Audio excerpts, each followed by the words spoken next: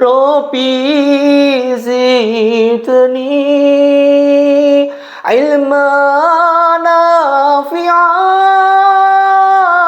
wa wafiqni amalan maqbula wa wahabli rizqan wasi'a. Assalamualaikum warahmatullahi wabarakatuh. Alhamdulillahirabbil alamin. Wassalatu wassalamu ala asrafil mursalin wa ala alihi washabihi ajma'in. A'udzubillahi minasyaitonir rajim. Bismillahirrahmanirrahim. La yukallifullahu nafsan illa wus'aha, laha ma kasabat wa 'alaiha maktasabat. Rabbana la tu'akhidna in nasi'na aw akhtana, Rabbana wa la tahmil 'alaina isra kama hamaltahu 'alal ladzina min qablina, Rabbana wa la tuhammilna ma la taqala lana bih, wa'fu 'anna waghfir lana warhamna anta maulana fansurna 'alal qaumil kafirin. Shadaqallahu 'azim. Shadaqallahu 'ala Rasulillah sallallahu alaihi wasallam. Pertama, mari kita panjatkan rasa puji syukur kita pada Allah Subhanahu wa taala. Salawat dan salam mari kita haturkan pada junjungan kita Nabi Muhammadin sallallahu alaihi wasallam. Mudah-mudahan kita diberikan kekuatan iman untuk senantiasa bersolawat. Ma'asyiral muslimin muslimat rahimatunullah, dimuliakan Allah Subhanahu wa taala. Mari kita bisa introspeksi diri dengan apa yang dinamakan gumpalan daging di dalam hati kita, yaitu yang dinamakan hati. Introspeksi pada diri kita tentang hati kita. Karena apapun bentuknya apa yang kita lakukan, baik dan buruknya apa yang kita jalankan, ini semua tergantung dengan apa yang ada di dalam hati kita. Di dalam surat Al-Baqarah disebutkan ayat 286, la yukallifullahu nafsan illa wus'aha.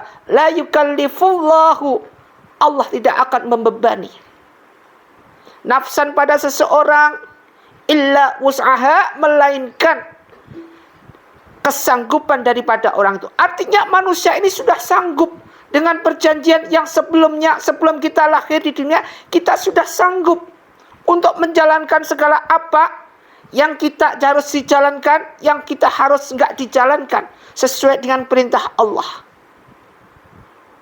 Laha maka sabat, laha kita akan mendapatkan maktasabat dari segala kebaikan, pahala dari kebaikan yang kita kerjakan. Alaiha, dan kita juga mendapatkan maktasabat dari siksa, azab dari suatu kejahatan yang kita kerjakan. Jadi ayat ini sudah menegaskan begitu pentingnya kesanggupan manusia ketika sebelum hidup untuk menjalankan sesuai dengan apa yang Allah perintahkan. Tinggal kita milih laha makasabat atau wa 'alaiha maktasabat. Selalu ada dua, golongan kanan, golongan kiri. Jadi di sini Allah tidak membebankan seseorang, pada terutama kita hamba-hamba Allah. Kalau nggak ada kesanggupan, karena kita sanggup, makanya ini menjadikan suatu beban. Tinggal pilih laha makasabat atau wa 'alaiha maktasabat. Tapi kenyataannya kita kebanyakan sekarang ketika hidup di dunia milih wa 'alaiha maktasabat, akan mendapatkan siksa dari segala kejahatan yang kita kerjakan, yang kita perbuat. Ma'asyiral muslimin muslimat rahimatullah. Otomatis sekarang ini segala sesuatu yang ada di sini dari mulai laha makasabat wa 'alaiha maktasabat, dua inti ini semua tergantung daripada hati kita. Dan pentingnya kita untuk mengoreksi pada diri kita, pada hati kita. Ini penting sekali. Introspeksi diri namanya. Maka penting sekali, tidak usah kita gibah orang, gibah sini, fitnah sana, fitnah sini. Sudah disebutkan, al-fitnatu asyaddu minal qatl, al-fitnatu akbaru minal qatl. Sudah jelas semuanya. Namun hati manusia pada dasarnya khatamallahu ala qulubihim. Hati manusia ditutup, wa ala samihim, penglihatan, wa ala absarihim, hisyawah, ditutup semua, pendengaran, penglihatan ditutup. Mereka yang hatinya tertutup. Tergantung daripada kita bagaimana kita bisa memahami dan mempelajari hati kita sendiri. Makanya ketika Isra dan Mi'raj, Rasulullah SAW sebelum perjalanan ke Sidratul Muntaha, dibelahlah, dibersihkan hatinya. Ini setara Rasul, apalagi seperti kita, manusia yang senantiasa memilih daripada wa'alaiha maktasat, milih suatu golongan yang banyak kejahatannya, banyak kemaksiatannya. Bagaimana kotornya hati kita. Ini ada tanda hati perlu dibenahi. Di antara yang pertama itu hati kita. Kalau memang hati kita introspeksi pada diri kita, hati kita memang perlu dibenahi, ada ini tanda-tandanya hati kita perlu dibenahi. Ini dengerin. Jadi hati kita ini perlu dibenahi. Satu adalah apa? Berat untuk sholat. Jadi kalau disuruh sholat, minta ampun susahnya. Disuruh sholat, mikir. Padahal sudah jelaskan, inna sholati wa nusuki wa mahyaya wa mamati lillahi rabbil alamin. Tidak ada. Tidak ngepek sama sekali ke sini. Sholatnya susah. Hayya 'alas sholat. Mari kita sholat. Tidak juga berangkat ke sholat. Inna sholata tanha 'anil fahsya wal munkar. Tidak kerja. Tidak jalan ini. Ini artinya apa? Hati kita perlu dibenahi. Ini yang pertama. Hati perlu dibenahi. Malas untuk menjalankan sholat. Berat untuk sholatnya. Asyik dengan dunianya sendiri. Gamenya. Mungkin apanya. Mungkin suatu hal yang memberatkan untuk bisa menjalankan sholat. Mereka yang hatinya lelah. Yang mereka yang hatinya benar-benar ingin tulus karena Allah. Ketika hayya 'alas sholat. Bahkan sebelum azan dikumandangkan. Mereka sudah itikaf di dalam masjid. Menyempatkan waktunya untuk Allah Subhanahu wa ta'ala.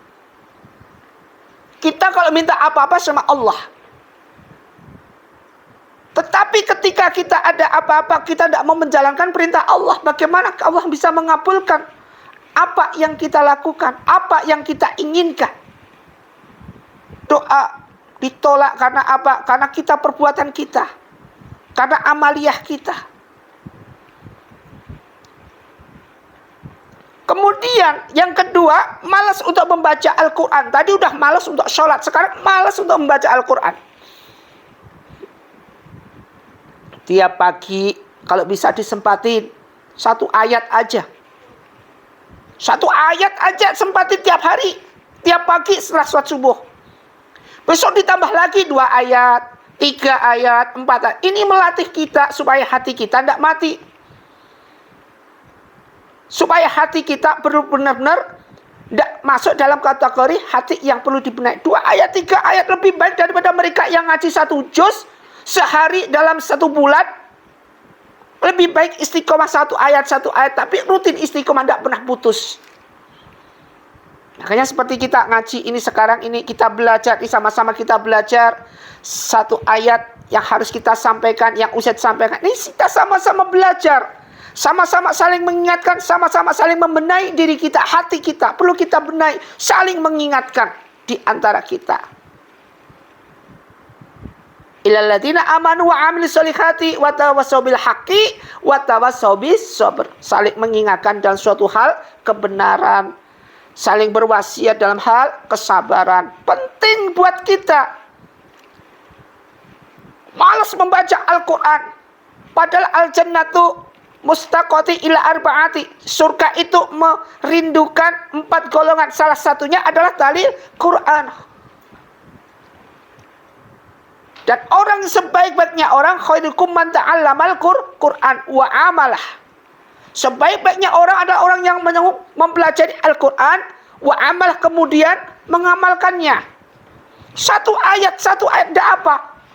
Yang penting bisa istiqomah. Bukan masuk dalam malas membaca Al-Quran. Baca Al-Quran sebisa kita.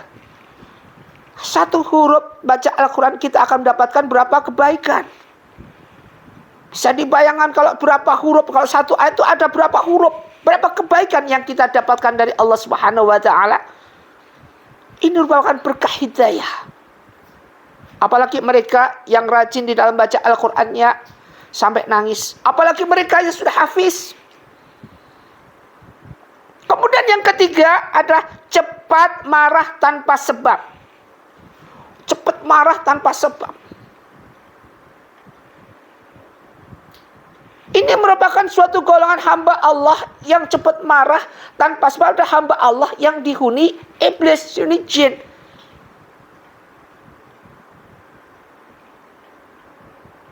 Maka dari itu penting sekali jangan sampai kita masuk dalam golongan sebagai hamba Allah yang cepat mudah emosi. Sering sekali di jalan-jalan ini. Di jalan ada masalah sedikit emosi, ada masalah sedikit gerutuk-gerutuk emosi. Tidak ada kesabaran sama sekali. Masya Allah, hati kita artinya perlu dibenahi. Wal kadhiminal ghaidha. Janganlah sampai mudah marah. Disebutkan dalam surat Al-Imran, wal kadhiminal ghaidha. Orang yang tidak marah, tidak cepat marah, mereka adalah golongan hamba Allah yang takwa. Kemudian senang melihat orang lain susah. Kalau orang lain susah, senangnya minta ampun. Ini enggak emak-emak, enggak bapak-bapak, semua sama. Ketika lawannya dalam keadaan kehancuran, malah didoain, rasain lu. Dulu begini, sekarang rasain lu. Ini artinya hati kita masih perlu dibenahi. Rasulullah SAW ketika melihat musuhnya dalam keadaan apapun malah didoakan semoga dibukakan pintu hidayah.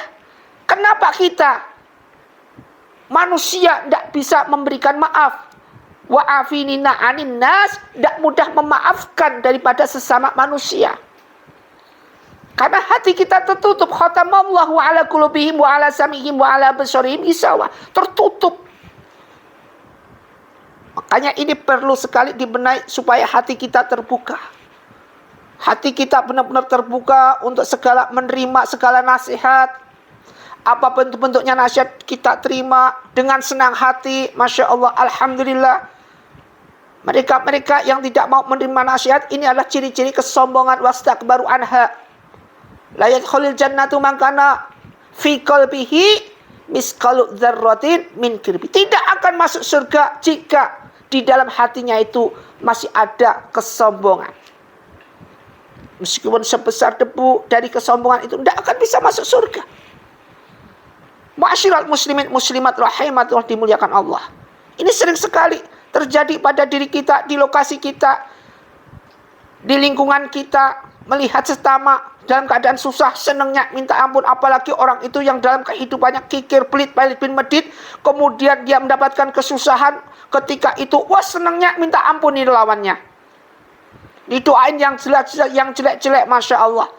Ini hubungannya dengan hati kita. Sehingga hati kita tidak suka, hati kita kotor.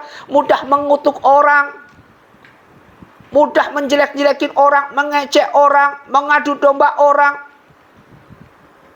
Sudah disebutkan la yadkhulul jannatu qattatu, tidak akan masuk surga mereka yang suka mengadu domba. Ini perlu kita benar-benar benahi hati kita. Yang kelima, sering merasa kosong walau segalanya ada. Kita punya apa-apa tapi hati kita kosong. Apa yang kita punya, apa yang kita inginkan ada, namun hati kita kosong. Sering ini terjadi, sering.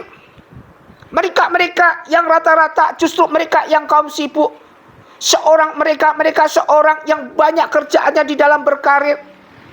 Ketika dilanda suatu ujian, jatuh dalam karirnya, kosong hatinya. Artinya apa? Hati-hati dengan kekosongan hati. Kekosongan hati akan bisa mengundang jin dan iblis untuk menghuni hati kita. Sehingga mereka kalau tidak kuat maka timbullah namanya depresi. Kalau dalam Islam ini namanya kosong hatinya, depresi timbul. Gak kuat dirinya, kemudian senyum-senyum sendiri. Kemudian halusinasi semua masuk. ke dalam diri kita, timbullah ini dimasuki dengan sisipi iblis, jin dan semuanya. Kalau sudah seperti ini, timbullah apa yang dinamakan, akhirnya kejiwaannya kena, menjadi orang gila, menjadi begini, karena tidak kuat menahan segala ujian yang Allah berikan, dengan tidak bisa menerima, dengan pasrah pada Allah Subhanahu wa taala. Coba kalau kita bisa pasrahkan semua pada Allah Subhanahu wa taala dengan bangga, apapun yang ujian yang Allah berikan kepada kita, Masya Allah. Makanya ada 5 ini tadi yang harus kita benahi. Jika hati kita merasa berat untuk sholat, kita benahi.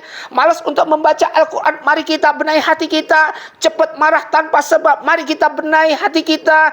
Senang melihat seorang lain susah, mari kita benahi hati kita. Sering merasa kosong walaupun semuanya ada, mari kita benahi hati kita. Mudah-mudahan ini merupakan suatu kunci untuk kita bisa memperbaiki diri kita. Bismillahirrahmanirrahim. Khatamallahu ala qulubihim wa ala samihim wa ala absarihim isya'watu wa lahum adzabun azim. Wa syari'u ila maghfiratin min rabbikum wa jannatin arduhas samawati wal ardu uiddat lil muttaqin alladzina yunfiqu fis syara'i wad dharai wal kadhiminal ghaidha wal afinin nas wallahu yuhibbul muhsinin. Shadaqallahu azim. Shadaqallahu ala Rasulullah sallallahu alaihi wasallam. Mudah-mudahan bermanfaat satu ayat. Wabillahi taufik wal hidayah. Assalamualaikum warahmatullahi wabarakatuh.